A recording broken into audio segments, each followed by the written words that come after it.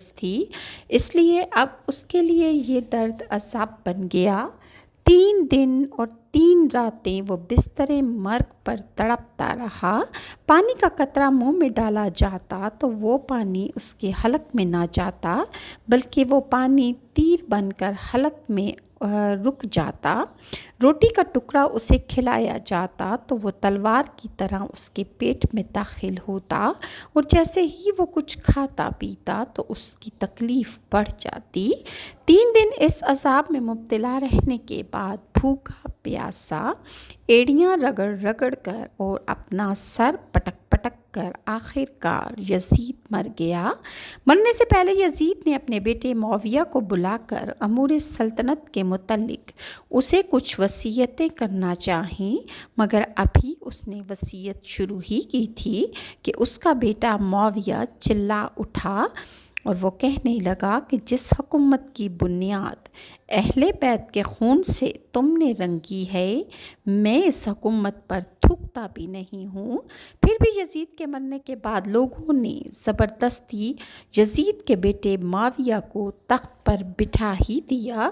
لیکن یزید کا بیٹا معاویہ ابھی تخت پر بیٹھا ہی تھا کہ چیخ مار کر وہ اٹھ کھڑا ہوا اور وہ یہ کہنے لگا کہ اس تخت سے مجھے حسین رضی اللہ عنہ کے خون کی بو آتی ہے، اور اس کے بعد معاویہ اپنے حجرے میں ایسا چھپا کہ 15 دن کے بعد اس کی لاش ہی باہر نکالی گئی۔ یاد رہے کہ یزید لعین کا پورا دور حکومت ہی ظلم و ستم اور آل نبی اور اولاد علی کے ساتھ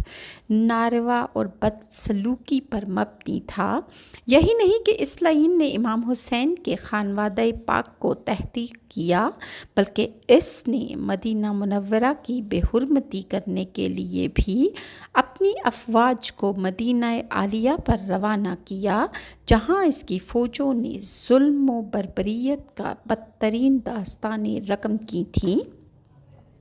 امام ابن کثیر اپنی کتاب سیرت امام حسین میں لکھتے ہیں کہ یزید کے مرنے کے بعد اس کے مشیروں نے زبردستی اس کے بیٹے معاویہ کو